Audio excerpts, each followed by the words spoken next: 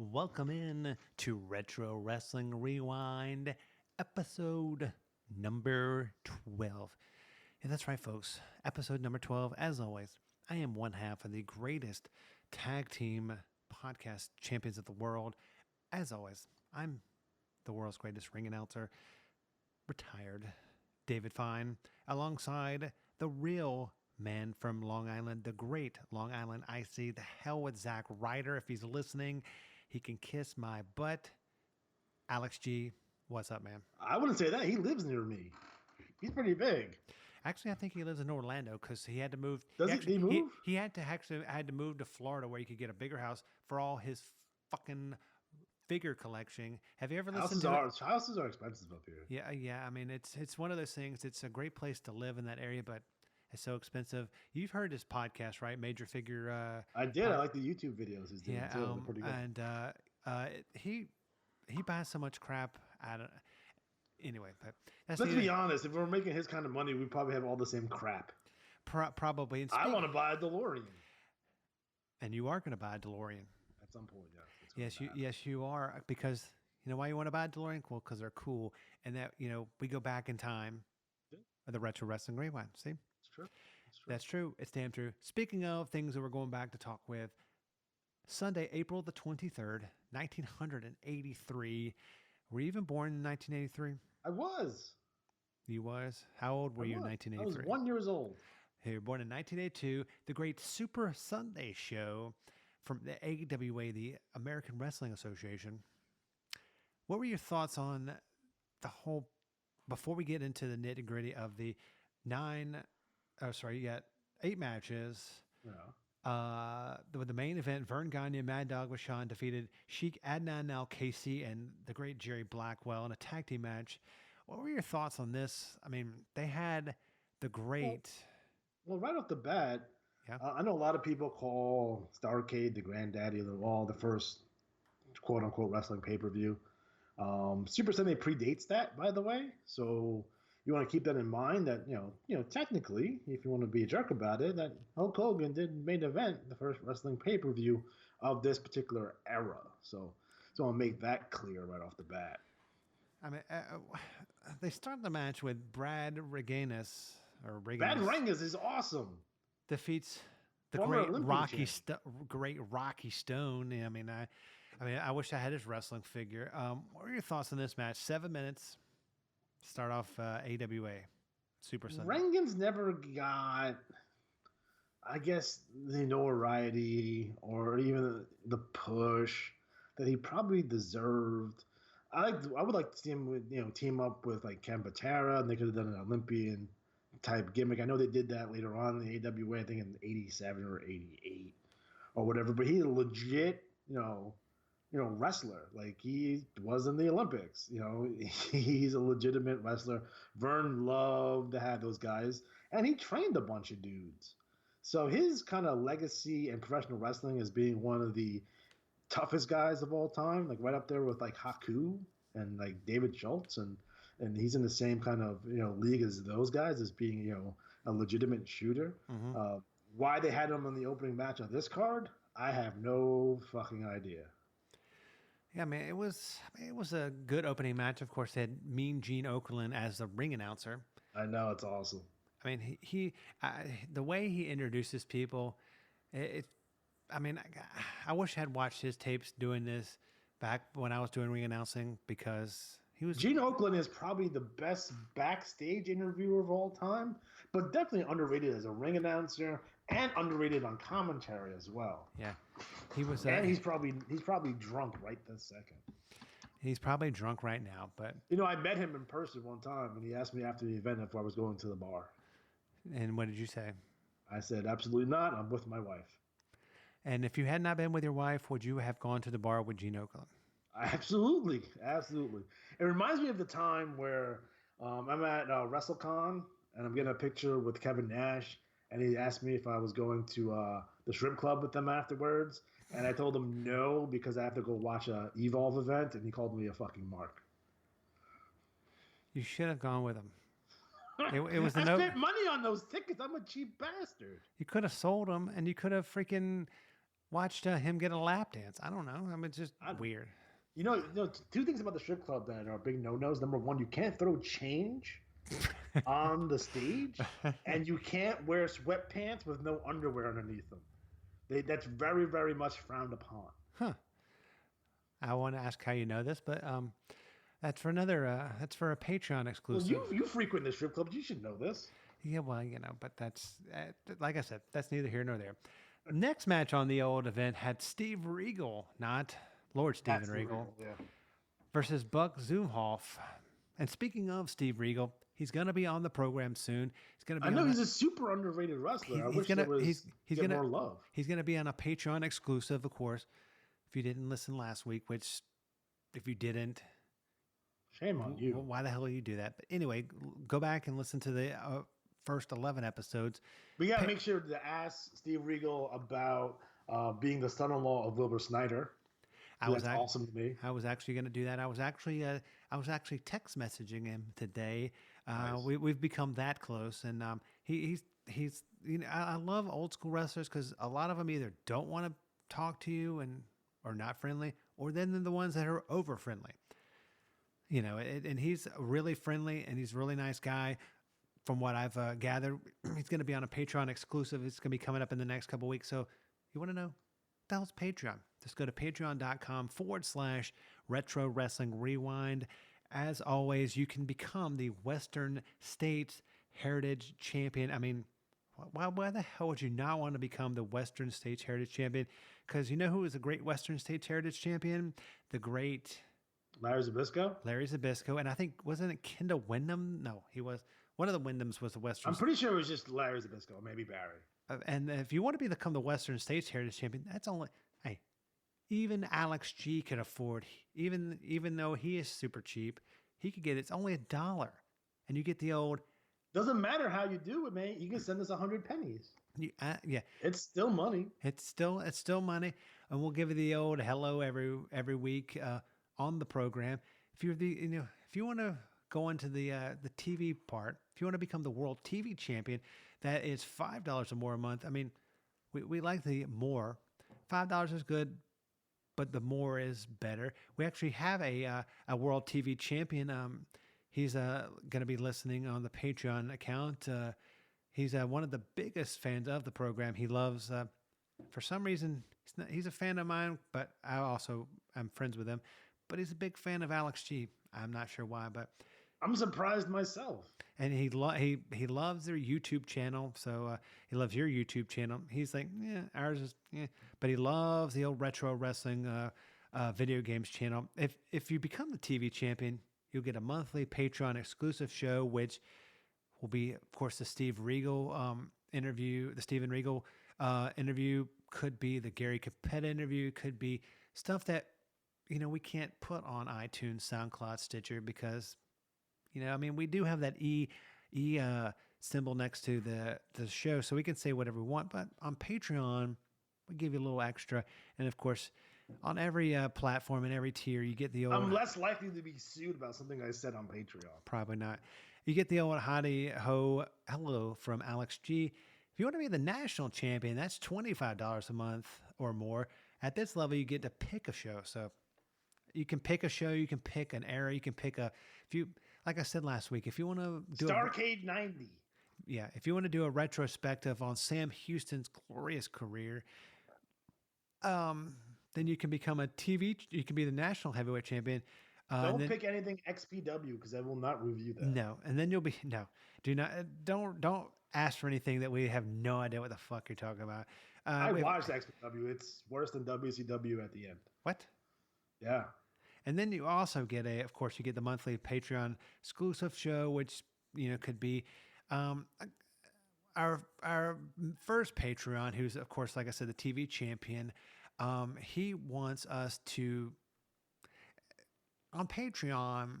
We will not just talk about retro stuff. I mean, that's our main, as they say, bread and butter.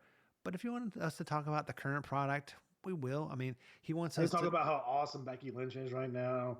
I can talk about what they're going to do with the Universal Championship. Is she the man? How many abs does Finn Balor have? How awesome MLW is, my favorite current promotion.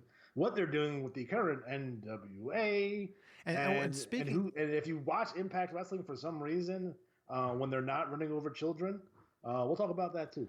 ah, and speaking of the NWA, we got a howdy ho hello from the guy who runs the YouTube channel and also the show for NWA, and we're gonna get him on in the next couple weeks. Of course, God willing. as always, you get the old howdy ho hello from Alex G and David Fine. And if you want to be the 60-minute man and you want to become the world heavyweight champion, Like me. you get to be on the show every 30 days like a real champion. Because remember back in the day when the champion actually had to defend the title every 30 days, unlike Brock Unless they were in Lesnar? Japan, because Hogan Yeah, never. 84 Hogan, he just like would disappear for months on end because he was in Japan. yeah, and you also get a T-shirt from the merch department.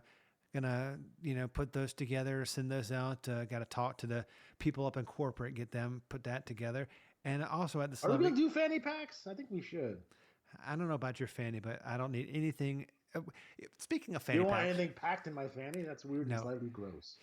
Speaking of fanny packs, you know who loves fanny packs? Michael Michael P.S. P.S. Hayes. Hayes. Michael Purely Sexy Hayes, and of course, we can go off on a rant on Michael P.S. Hayes. He's not a rock star.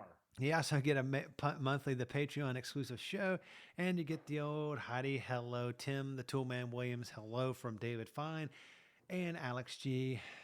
Who's Tim Williams? Tim Is the he related to Frankie Williams or Butch Williams or Dr. Death Steve Williams? No, Tim. Sorry, Tim the Toolman Taylor. Sorry, my shoot job. His name is Tim Williams, and I call him Tim the Toolman Williams. Tim to Toolman Taylor from Home Improvement. The old Is he related to Chris Taylor or Scott Taylor or the Taylor Made Man? Yes, Terry Taylor? Yes, he is. Well, we won't talk about that, but we'll talk about the next match. Jerry Can we Lawler. talk about Ron Trongard and how awesome he is on commentary because he's insane? Can you tell us how much you mark out for Ron Trongard? To me, he's like one of these old timers who are consistently drinking and smoking cigarettes while doing commentary like the entire time. He wears like dark sunglasses, but it's inside. He looks like he's 95 years old, and he's just completely out there in an awesome way. Like I appreciate his commentary. He just takes us back to a time where everything was completely different. Yeah, well, I mean, it was a different time back in 1983. I think he gets fired because I think that's how. Who was the other guy? They had the other commentator. Oh, I forget his name. Anyway, but he was awesome too. He was the guy who did the Russell Rock Rumble rap. Hey, if you know who the hell Alex G is talking about, just email us at on the website at retrowrestlingrewind.com. What are your thoughts on this match? Jerry Lawler, singles match versus Joe I didn't John get to Tolos. say how much of a scumbag Buck Zumoff is. Okay. I just want to let everyone know out there that you don't like rock and roll Buck Zumoff? No, because he's a Chester the molester. Really? He got 25 years in prison. Is he still in prison currently? Yeah. 25 years. If he was sentenced in 2014, he's going to be in there till he dies. Yeah. He has two counts of first degree and 2 counts of third degree counts of criminal sexual conduct. It's not, that's not funny, but he escaped jail too. Well, what is he, like El Chapo, that the drug guy in Mexico? Anyway, on his Wikipedia page, his birth name, born, his current residence, Minnesota Correctional Facility in Rush City, Minnesota. Yeah, well, anyway, but so is that all the disparaging and mean remarks that you have to say? I'm curious about the AWA World Light Heavyweight Championship. That's interesting to me. I remember that belt was in like FMW for some odd reason. It was weird. It was weird. Yes. I mean, it was a. I mean, I was not a fan of Buck Zumhoff. Yeah, he came to the ring with a boombox. Like he was a breakdancer or some shit. Yeah, I don't understand that, but I mean, it was AWA back in 1983. Well, he was a tag team partner of Iceman King Parsons as the Rock and Soul connection. Yeah, I mean, speaking of Iceman King Parsons, the great Gary Michael Capetta, of course, which interviewed last week. Yeah, he was at the big event. That's awesome. He's posted a picture on his Twitter account, and it's under Gary Capetta on Twitter and all the social medias. It was a picture of Iceman King Parsons, who looks old as crap. Jimmy the Boogie Yeah, Woogie because he Man, is old as Jimmy crap. the Boogie Woogie Man Vine, who Always looked looks old like a as crap. homeless wrestler, King Parsons is and older than my mother. the great Tommy Wildfire Rich. And that for some reason that's Getting caused a fired lot of up controversy on Twitter. I don't know how, but because maybe Tommy because, Rich. huh? He found Jesus though. He's all right. Yeah, well, I mean, I met Tommy Rich one time at a wrestling show, and Is he probably drunk? no, but he had his son. It was in back in the lock. It was in the locker room. Was he drunk? Probably his kid was probably drunk. It was in Rome, Georgia. You have to be drunk to be in Rome, Georgia, to fight in Rome, Georgia, to be the smartest man in Rome, Georgia, which Jim Cornette said to me at one of those big shows in Rome, Georgia. We were in the back. I was getting all the information from everybody, their entrance, their weight, whatnot. And his son said, "Hey, Dad, are we facing Abdul the Butcher tonight?" He goes, "No." He goes, "No, son. That's tomorrow night at the Omni." That's all. That's all I got to say. And I forgot who he faced that night, but it was not Abdul the Butcher. It God, was sure as fuck wasn't the Omni. uh, it was no, it was not the Omni, but it was. I would have The loved to. Omni is what I consider the Madison Square Garden of the South. Yeah, it was. Is that fair? Is that fair? That is actually a dead on statement. That was where I first saw my first wrestling event. I went with my grandmother back early 80s, maybe 81, 82, with my uncle. Was it for Georgia Championship Wrestling? Or No, was it for was the NWA. And the main event was a cage match.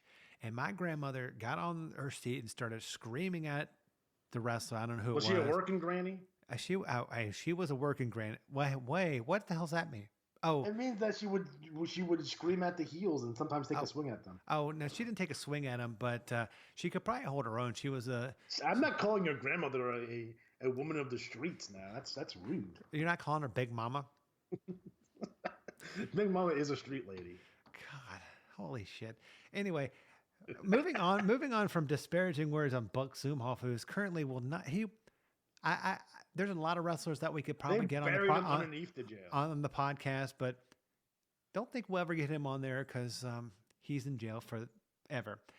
Speaking of a guy who almost is not with us anymore because he had a heart attack on air back a couple years ago on Raw. I think it was Raw. I do want to go to his restaurant, by the way. Yeah, I heard it was a shithole, but really, yeah, it was good. I mean, it was. It maybe. I mean, it's not Abdullah's House of Ribs and Chinese food. I know you frequent that place. I don't anymore because you know why? Because you could get Hep C and Hepatitis, all those other letters from his. It probably tastes delicious though. I heard it was actually really good. And yeah. Anyway, but no, Jerry Lawler versus John Tolos.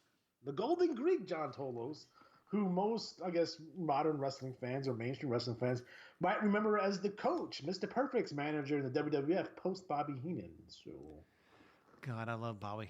Man, if Bobby Heenan was still alive, he would have had a great podcast. Holy crap. Yeah, it would have been fucking amazing. Like he would have had 1 million subscribers. Oh God, he would have had some great stories. I mean, that's just sad what cancer can do to you. Now, John Tolos had made his I guess his wrestling impact for the LaBelles in Los Angeles, and his rivalry with Classy Freddie Blassie. So, old school.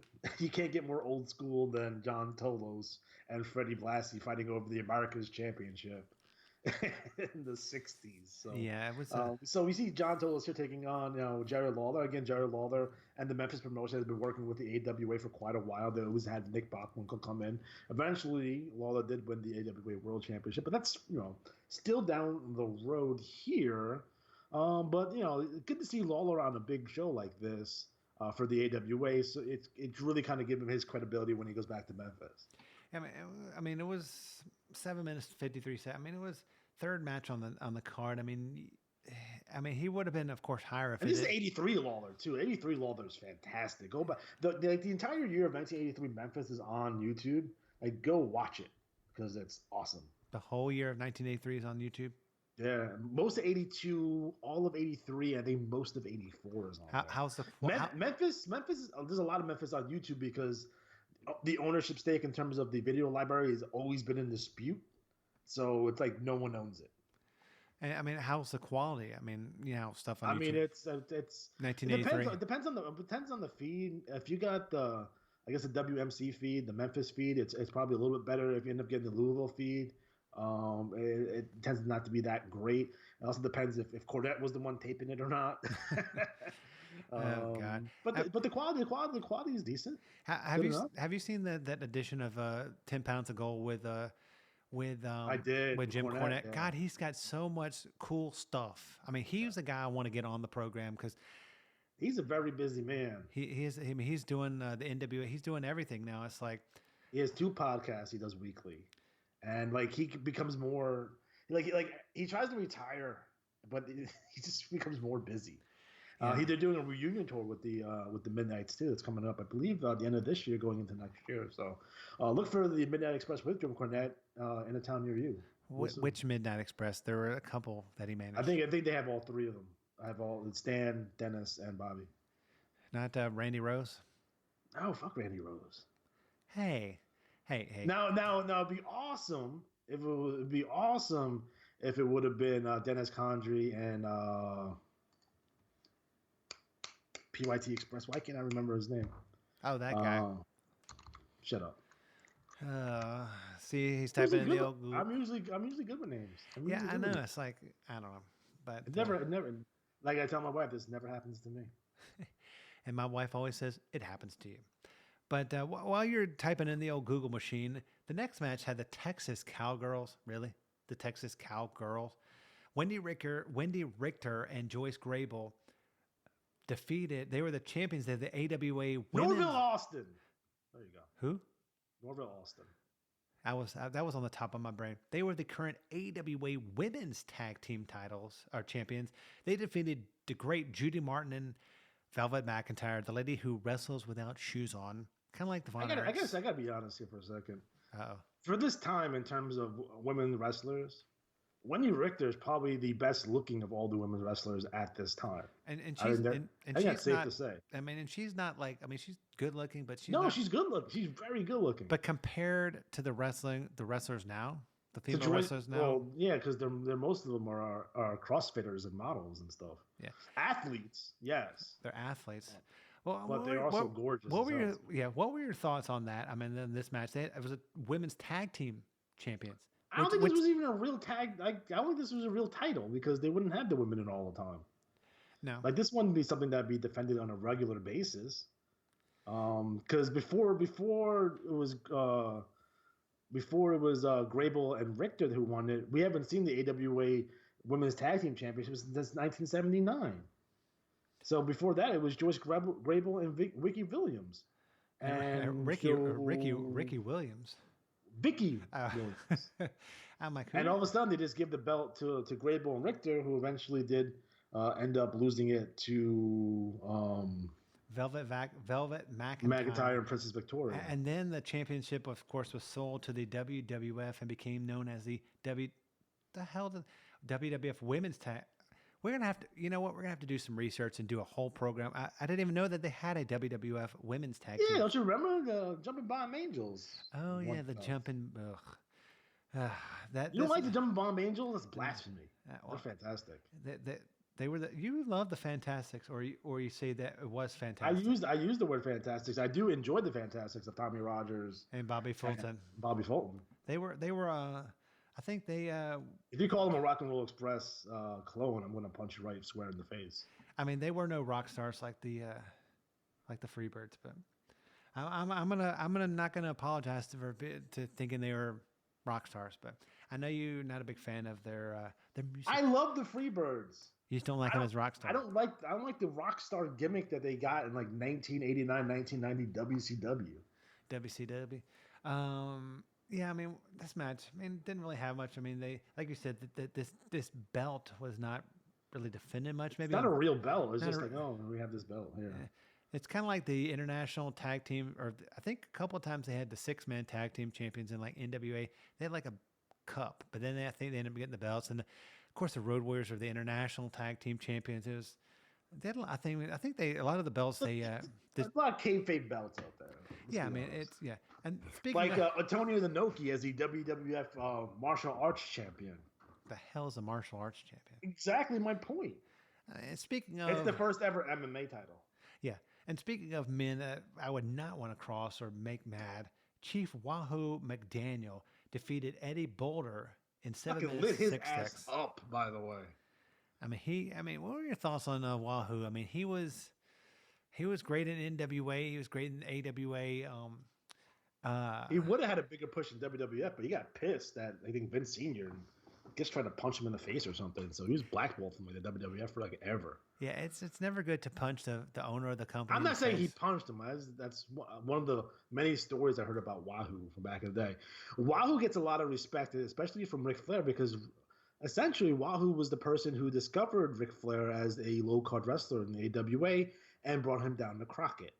So Ric Flair has a lot of reverence for Wahoo McDaniel, and Wahoo was wrestling for a while. You'll see him after his Crockett run, you would see him back in Florida, like fighting Lex Luger and shit like that. So he spans many generations and has an influence on so many wrestlers. And I prefer Wahoo as a heel because he's such a scumbag as a heel, versus like the chief kind of baby face. Yeah, I mean it's. I mean, I'm a big I'm a big Wahoo fan. Like if you watch like him versus Johnny Valentine, if you watch any of those old school matches, Uh-huh. they're not even working. They're shooting. Like they're just hitting each other for real. Yeah, I mean it was. I mean he definitely. I love how they call him Chief Wahoo McDaniel's. I was like, I. I mean, what were your thoughts on him? Like in the I mean in the AWA. I mean this match. Yeah, I mean it was. He beats up Brutus Beefcake. I mean that's always fun. You do not like Brutus Beefcake, do you? I do like Brutus Beefcake in 1988, 1989, and then the first part of 1990. At other times, not so much. Not so much. Not so much. Uh, was that freight train coming through? That is Ice Train from WCW. He was One half of Fire and Ice with Scott Flash Norton. Oh man, I live near a train. I don't know what to tell you people. hey, well, I mean, you should tell the train not to drive by when we're taping, but you should do that. But I mean, this match, I mean, it was. I mean, do you think Wahoo should have been higher up on the card? Do you think this was kind of a good place for him to? I mean, in 1983, Wahoo, yeah, he probably deserved better. They don't have necessarily in AWA a second tier of singles champion. Sorry. The hell was that? I'm like Nah. a damn devil. I'm just saying that at this time in AWA, they didn't really have a secondary championship, so they didn't have like a AWA United States Championship or a tag TV championship that you would give a guy like Wahoo, who probably would have earned that and be in the upper mid card. Mm-hmm. But yeah, he probably deserved better. Yeah, I mean, he was. I mean, I But think when you look at the wrestlers, like who do you put him with on this card? Like, do you put him with Blackwell? Well, he's in a feud with Vern Gagne and Mad Dog Vachon in the main event. Well, my eyes just rolled in the back of my head. Do you put him with Patera? Do you put him with Jesse? It depends on what you want to do here. Yeah, I mean, it's one of those things that yeah, I mean, it's just yeah, I don't. I mean, I'm a big fan of. We all love Wahoo, and I'm actually surprised he's still here and not in Crockett. Why? He- Back in he the. Well, because I mean, we'll talk about this when we do Starrcade 83, but the advertised match for Wahoo McDaniel in 83 was Wahoo McDaniel and Hulk Hogan taking on Bob Orton and Dick Slater. Yeah. And that match never came to fruition because Hulk Hogan went to WWF. But imagine Hulk Hogan at Starrcade 83. See, Wahoo was going to bring Hogan in to beat up Slater and Orton because they beat the hell out of Flair. He collected Harley Race's bounty when Harley Race was begging people to take the damn money. Oh, Harley Race. I like Harley Race. I'm a big Greatest fan. wrestler on God's green earth, by the way. Speaking of a former, I don't know why I'm just thinking about this, political stuff. Former governor of the state of Minnesota, Jesse the Body Ventura, Ken Patera, Black Jack Lanza defeated high flyers of Greg Gagne and Jim Bronzell and Rick Martel before he was a model, and Jim Bronzell before he became a killer bee. Jim Bronzell might be the one of the ugliest motherfuckers on the planet. Looks like his neck threw up. He's gross. He's gross looking. Beef Brian Blair? Yeah, handsome dude. Okay, I can see that. Jim Brunzell? Not so much. No. Not so much. No, we had a good dropkick, though. This match went 17 minutes and 3 seconds.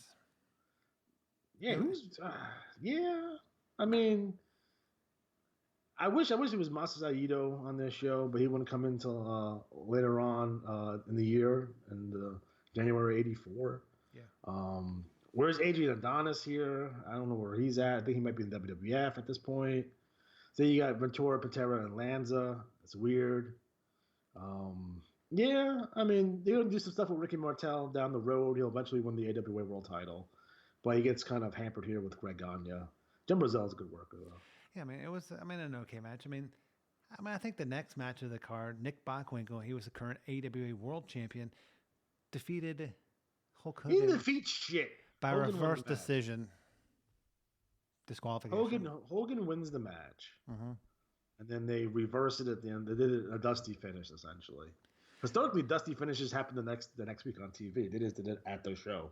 Surprised they weren't a riot because it looked like they were about to have one.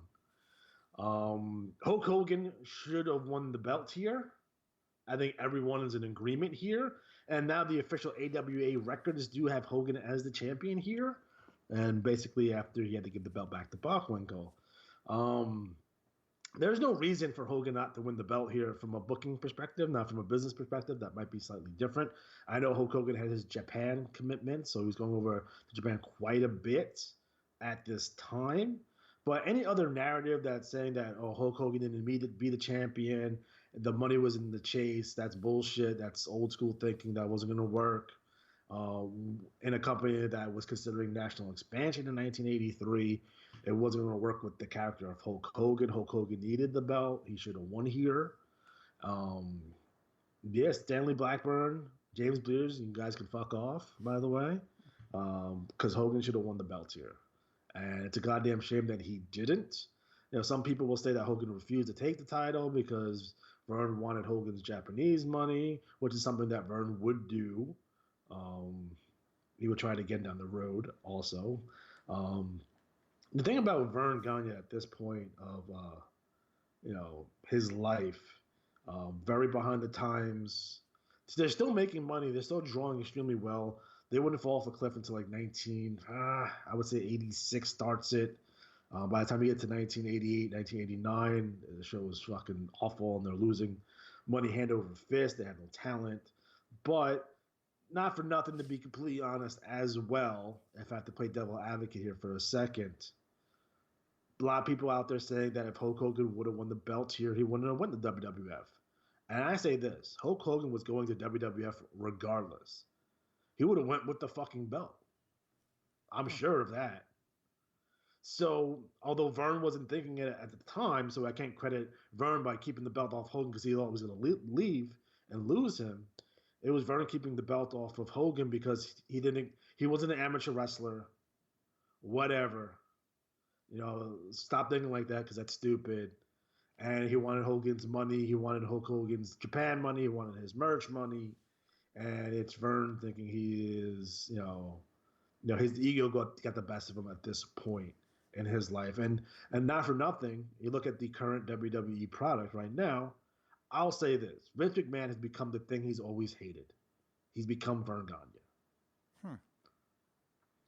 Hey, well, we're gonna talk about that on a future Patreon show. And Vern being Vern, he's in the fucking main event too. Vern wins the title in his retirement match. Like, he gives no fucks. And speaking of giving no fucks, the main event, Vern Gagne, Mad Dog Vachon, defeated Sheik Adnan Al-Kaisi and who's Jerry also Blackwell. You need to get on the show, by the way, because he's very friendly. Do what? Sheik Adnan Al-Kaisi, you should get an interview with him because he's very friendly. Oh, he is. Well, I will do my research. I'll put my people in touch with his people. And You have a person. You don't have people. You have a person, and it's yourself. Listen here, buddy. Well, you know what? Fuck you. What was your thought on this? Combined age of this match, 164. By the way, with Vern Gagne and Mad Dog Vachon and the Sheik here, Jerry Blackwell, who I often get confused with Norman the Lunatic for some reason. I don't know. and I get them, I interchange them, and people make fun of me about it. But it is what it is. Jerry Blackwell, hell of a worker and a pretty decent promoter in your neck of the woods, from what I understand. So, you know, the big match should have been here. If you want to rebook this, Hogan beats Bockwinkel in the main event. Jerry Blackwell beats Vern in the semi-main. You go off and run in with Hulk Hogan and Jerry Blackwell for the rest of the year. That's what it should have been. But it wasn't. I know. And at this time, by the way, Vern Gagne buys a part of St. Louis, by the way, which is weird. The city of St. Louis? No, the territory. Oh, okay. The St. Louis territory. Because you'll see later on in the year, Hulk Hogan and Jesse Ventura making shots in St. Louis for the NWA, which is weird. Now, as the NWA as an entity, how are you going to let a rival promotion, the owner of a rival promotion, buy a piece of a territory?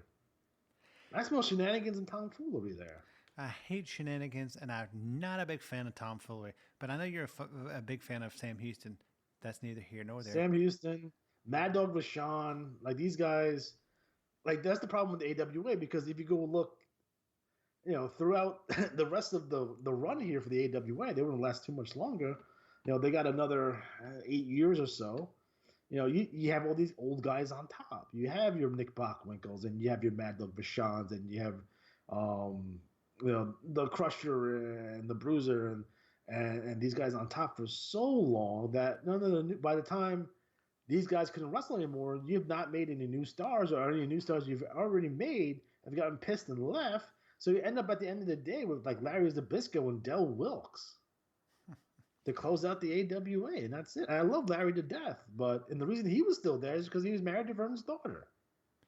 Hey, I mean, it's called nepotism, and it's called wrestling. Destruction Crew. I liked them better as the Destruction Crew than I did the Beverly Brothers, but no, that's all they had. They had Del Wilkes as the trooper. They had the Destruction Crew, and that's about it. Stan Slaughter until he jumped in 1990. And then you had Baron Von Raschke still around. What the fuck, dude? Well, on that weird note, what were your overall thoughts? I mean, what would you give this card between 1 and 10? Probably like a 5. Like it from a historical point of view, it's very important historically because of the Hogan Bockwinkel deal here. Seeing Lawler, work a big show for the AWA. You see Wendy Richter, which would, she would go on to the WWF, and not for nothing, Wendy Richter in the WWF, she was, approaching Hogan level status on the women's side in terms of popularity before they did the screw job finish for her and Moolah. So, nice to see Wahoo here. You see a young Brutus Beefcake. Jesse is Jesse. We all love Jesse, the best color commentator in the history. Better than Bobby Heenan, better than Jerry Lawler. Don't get at me. That's the reality of the situation here, guys. He's the best analyst out of all of them. That's just the truth. That's just truth. And speaking of things that are better than everything else, if someone wants to somehow, if they have some free time and they're not listening or watching our podcast YouTube version on YouTube, just type in the keyword The Retro Wrestling Rewind. And I have a special announcement, by the way. I have a special announcement. This is a Retro Wrestling Rewind exclusive. Now, on Retro Wrestling Games Presents, we do the NWA 1984 project. Before that, we did the NWA 1983 project. And for 2019, announcing it here first, we're going to do the AWA 1990 project as our next kind of rebooking history, while me, myself, and I purchased the AWA with a large sum of money, and I have a large sum of money at my disposal, and how I would book the resurrection of the AWA in 1990. So be on the lookout for that. That's starting next year. And if people wanted to watch that and listen to that, how would they do that? Well, just type in Retro Wrestling Games in on the YouTube search bar, where the first thing that pops up. So make sure you hit the like button, make sure you hit the subscribe button, and hit the little bell, because then you get notified every time I post a new video. You said a new video, not a nude video. Well, those too. Those are on Pornhub. Well, that's that's a very different Patreon page. But yeah, I mean, if you want to follow us on Twitter, we are at the RW Rewind. of course, we have a Patreon page. It's patreon.com/retro wrestling rewind. We have many levels. We have the Western States Heritage Champion. We have the TV Champion. We have the National Champion. And of course, we have the 60-Minute Man, the NWA World Champion. Folks. Not the 60-second assassins. And guys, if you want to jump in on a show, we'll have the conversation with you. You jump on the show, you pick a topic, we talk about that topic. You know, Even if you want to vote on the show on the Patreon page, vote on the show. My vote's for Uncensored 1995. Or if you want to be a jerk about it, UWF Beach Brawl. Oh, that show's crazy. And speaking of you want to give a little, I'm going to give a little preview for next week, episode. What are we are on episode? We'll be on episode number, I don't know, number 13. There's a little preview. Chicago, one tough town. It's known hard times and hot times. Chi-Town, USA. It's had its share of good guys and bad guys. But when Starrcade came to town, Chicago finally met its match. Starrcade 87, Chi-Town Heat, wrestling's ultimate battleground, now on video cassette, starring Dusty Rhodes and Lex Luger for the U.S. Heavyweight Championship. Skywalker 2, the Rock and Roll Express and the Midnight Express turn up the heat 20 feet above the ring, where anything can happen. Arn Anderson and Tully Blanchard battle the Road Warriors for the NWA World Tag Team Championship. And the ultimate, Ric Flair, Ronnie Garvin, a no time limit, no disqualification bone crusher for the World Heavyweight Championship. Starrcade 87, more than 2 hours of Chi-Town heat, and it's all here, hotter than anything you've ever seen. Comes every wrestling fan's dream to put them out of business, because that show is Great American Bash 1988, but this is the start of that. I mean, it was a terrible show. Ronnie Garvin, Ric Flair main event. No time limit, no disqualification, bone crusher for the world's heavyweight title. Oh my God, it was. I mean, I decided to switch it up, and it was Skywalker's 2. Yep, the Rock and Roll Express versus the. Why can't we just have a Rock and Roll Express versus Midnight Express title match? Or maybe something in a cage. You don't bring back the fucking scaffold match a year after you just did it? Yep. We will definitely talk about that on episode number 13. But for the great Alex G, as always, I am the world's greatest retired independent wrestling ring announcer. I am David Fine. We will see you back here next week for episode number 13, where we cover Starrcade. Yeah, that's right, folks. We are talking Starrcade. That's next week right here on Retro Wrestling Rewind. We'll see you back here next week.